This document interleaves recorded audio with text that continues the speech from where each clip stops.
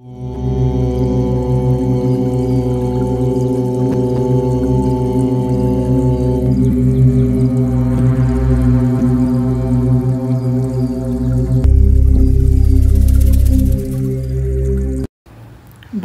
నమస్కారము.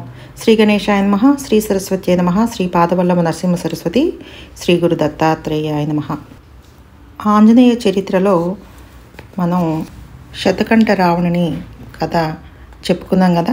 తర్వాత ఏం జరిగిందో చూద్దాం. బ్రహ్మలోక యాత్ర. ఒకసారి హనుమంతుడికి ఉన్నట్టుండి శ్రీరాముడిని చూడాలనిపించింది. తక్షణమే అయోధ్య నగరంలో వాలాడు. రామదర్శనం లభించింది. హనుమంతుడికి ఆనందంతో ఒళ్ళు తెలియటం లేదు. ఆ దశలో ఉండగా శ్రీరాముడు సన్నసన్నగా సంభాషణ ప్రారంభించాడు. హనుమ, ఈ మధ్య ఇక్కడికి ఒకసారి బ్రహ్మదేవుడు ఒక దూతను పంపించాడు. నువ్వప్పుడు మీ అమ్మగారికి ఇవ్వడానికి లంకకు తీసుకెళ్ళావు చూడు, ఆ ఉంగరాన్ని ఒకసారి చూడాలని ఉందని కబురు చేశాడు. అంత పెద్దవాడు అడిగితే కాదని ఎలా అంటాం? సరే అని ఇచ్చి పంపించా. ఈ మధ్య మీ అమ్మగారికి ఆ ఉంగరం మీద ఒకటే గాలి మళ్ళింది. నాకు ఆ ఉంగరం కావాలని రోజు అడుగుతోంది. ఆ పెద్ద మనిషి ఏమో పంపించడు. నేనే కబురు చేద్దామంటే బ్రహ్మలోకానికి ఎవడు పోయి రాగలడు? నువ్వేమైనా కొంచెం శ్రమ చేయగలవా? ఈ మాట వినేసరికి హనుమంతుడికి గుండె తరుక్కుపోయింది. ప్రభు, నన్ను పిలిస్తే ఈ పాటికే మీ పాదాల ముందు వాలి ఉండేవాడిని కదా. అయ్యయ్యో, అమ్మగారు కోరుకున్నాక ఇంత ఆలస్యమా? నేను ఇప్పుడే బయలుదేరుతా అంటూనే హనుమంతుడు ఆకాశంలోకి ఎగిరేశాడు. హనుమంతుడు యోగబలంతో సశరీరంగా బ్రహ్మలోక ప్రవేశం చేసేసరికి అక్కడ ఉన్న సనక సనందాది మహర్షులు నివరబోయి బ్రహ్మగారి దగ్గరకు పరిగెత్తి, ఏమండో ఈ హనుమంతుడు వచ్చేస్తున్నాడు అని ఒకటే హడావిడి చేశారు. బ్రహ్మగారు ఆదరాబాదరాగా ఆసనం మించి లేచి ఆర్ఘ్యపాద్యాదులు చేత పట్టుకుని హనుమంతుడికి ఎదురు వెళ్ళాడు. హనుమంతుడు బ్రహ్మ ఒకరికొకరు చూసుకునేసరికి ఆనందం పొంగిపోయి ఒకరి పాదాలకు ఒకరు నమస్కారం పెట్టుకున్నారు. ఒకరినొకరు ఆశీర్వదించుకున్నారు. ఒకరినొకరు పలకరించుకున్నారు. హనుమంతుడు బ్రహ్మదేవుణ్ణి ఇలా స్తుతించాడు. వందామహే వందామహే బ్రాహ్మణ మాధ్యం వందామహే ఏకైక మాధవతు వందామహే త్రైమూర్తికం చాద వందామహే వార్యుక్త వీర్యం చ వందామహే శ్రీపుంసభూతం వందామహే.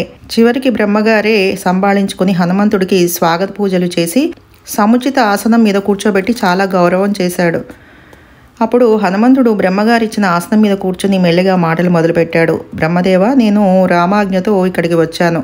మీరు రాముల వారి ఉంగరం తెప్పించారట. మా సీతమ్మ తల్లికి ఆ ఉంగరం అంటే ప్రాణం. దాన్ని చూడందే ఆవిడకు ప్రాణమే నిలవదు. అయినా మీ మాట కాదనలేక రాముల వారు ఆ ఉంగరం మీకు ఇచ్చారు. కానీ ఈ మాట తెలిసి సీతమ్మ తల్లి చాలా బాధపడిపోతోంది. మీరే తిరిగి పంపిస్తారులే అని ఇంతకాలం ఆ దంపతులు మాట్లాడకుండా ఊరుకున్నారు.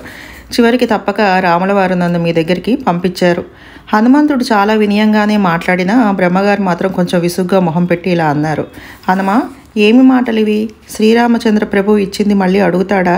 ఆయన ప్రతినిధిగా నేను పూజలో పెట్టుకున్న ప్రసాదాన్ని నీకు తిరిగి ఇవ్వాలా? ఇది ఎక్కడైనా ఉందా? బ్రహ్మగారి విసుగుమొహం దూకుడు మాటలు చూసేసరికి హనుమంతుడికి పూనకం వచ్చినంత పని అయింది. బ్రహ్మంతటి వాడు ఇలా మడతపేచీగా మాట్లాడేసరికి ఏమి మాట్లాడాలో కూడా హనుమంతుడికి అర్థం కాలేదు. కానీ కోపోద్రేకం వల్ల ఆయన శరీరం దానంతటా అదే పెరిగిపోయింది. ఖడ్గ విశంతి సన్నధ భుజ విశంతి మండల సింహ సంహననోపీత సమవష్టబ్ద కేసర. 20 ఖడ్గములు సన్నద్ధములై ఉన్న 20 భుజములు కలవాడు, సింహం వంటి దేహం కలవాడు, బాగుగా వ్యాపించిన జూలు కలవాడు. ఆ భయంకర ఆకారాన్ని చూసి బ్రహ్మ సభలోని మహర్షులే కాక సాక్షాత్తుగా బ్రహ్మదేవుడే గడగడా వణికాడు. భీకరాకారుడైన హనుమంతుడు బ్రహ్మలోకవాసుల గుండెలు అదిరిపోయేలాగా సింహగర్జన చేసి బ్రహ్మదేవుడితో ఇలా అన్నాడు. బ్రహ్మదేవ, లోకపితామహుణ్ణి అనే గర్వంతో రామాజ్ఞనే ధిక్కరించాలని చూస్తున్నావు. దానికి శిక్ష తీవ్రంగా ఉంటుంది. కొద్ది క్షణాలే సమయం ఇస్తున్నాను. శ్రీరామ ముద్రికను నువ్వే స్వయంగా తెచ్చి సమర్పించకపోయావో ఇక నువ్వు, నీ లోకం అన్నీ కలిసి చలివిడి శుద్ధలాగా అయిపోతాయి. ఏమి చేయాలనుకుంటున్నావో త్వరగా తేల్చుకో. ఈ అరుపులు విని సనత్కుమార మహాముని బ్రహ్మదేవుడి దగ్గరకు వెళ్ళి ఆ ఉంగరం ఇచ్చివేయమని ప్రోత్సహించాడు. ఆ మాట వినంగానే అప్పటిదాకా మొండిగా ఉన్న బ్రహ్మదేవుడు ఒక్కసారిగా మెత్తబడిపోయి 2 చేతులు జోడించి హనుమంతుడిని ఇలా ప్రార్థించాడు. ఓ ఒంటెక్కినవాడా, సువర్చలాపతి, సుగ్రీవ సకుడ, అంజనాపుత్ర, వాయువరమున జన్మించినవాడా, కేసరి నందన, అజ్ఞాది రాక్షసుల సంహరించినవాడా, సీతాశోకమును పోగొట్టినవాడా, అగ్నిచే ధరింపబడిన శివతేజస్సు నుండి పుట్టినవాడా, లక్ష్మణునకు ప్రాణములు ఒసిగినవాడా, భీమునకు అన్నయ్యైనవాడా, శివుని తేజము జనించినవాడా, పంచముఖములు కలవాడా, హనుమంత నీకు నమస్కారము. ఖడ్గం కేటక బిండిపాల పరుషుం పాశ త్రిశూల ధ్రుమాన్ చక్రం శంఖ గదాఫలా కుశ సుధాకుంభాన్ హలం పర్వతం టంకం పర్వత కార్ముకాహి డమరు నేతాని దివ్యాయుధ న్యేహం విశంతి బాహువిచ్చ దతతం ధ్యాయేత్ హనుమత్ ప్రభుం. బ్రహ్మంతుడి వాడు అలా స్తుతించేసరికి హనుమంతుడు చల్లబడిపోయి మామూలు స్థితికి వచ్చాడు. అప్పుడు బ్రహ్మదేవుడు ఇలా అన్నాడు, హనుమ, అంతగా కావాలనుకుంటే తీసేసుకో. ఏదో పూజ చేసుకుందామని ఆశతో అలా అన్నాను అంతే. ఇదిగో ఈ పక్కనే అమృత సరస్సు కనిపిస్తోంది కదా, అది పరమ పవిత్రమైన ప్రదేశం కదా అని ఆ ఉంగరాన్ని దాచి అట్టిపెట్టాను, నువ్వే స్వయంగా తీసుకో. బ్రహ్మగారి మాట పూర్తయ్యి కాకముందే హనుమంతుడు ఆ సరస్సులోకి దూకేశాడు. దూకుతూనే సరస్సు అడుగున చేయి పెట్టి వెతికాడు. చేతికి ఉంగరాల లాంటివి ఒకటి కాదు, రెండు కాదు, అనేకం దొరికాయి. ఓ గుప్పడు ఉంగరాలు పట్టుకుని నీటిపైకి వచ్చాడు. వచ్చి పరిశీలనగా చూడగా అన్నీ రాములవారి ఉంగరాలే. వీసమెత్తు తేడా లేదు. వీటిలో అసలు ఉంగరమేది, నకిలీ ఉంగరమేది? హనుమంతుడు తన దివ్యదృష్టి శక్తినంతా ఉపయోగించి చూస్తున్నాడు. దేన్ని చేతిలో పట్టుకుని పరిశీలించి చూసినా అది శ్రీరాముడు ఉంగరమే అనిపిస్తోంది. వెంటనే సాష్టాంగ నమస్కారం చేసేస్తున్నాడు. అన్ని ఉంగరాలకి అయిపోయింది. హనుమంతుడికి ఏమీ పాలుపోవడం లేదు.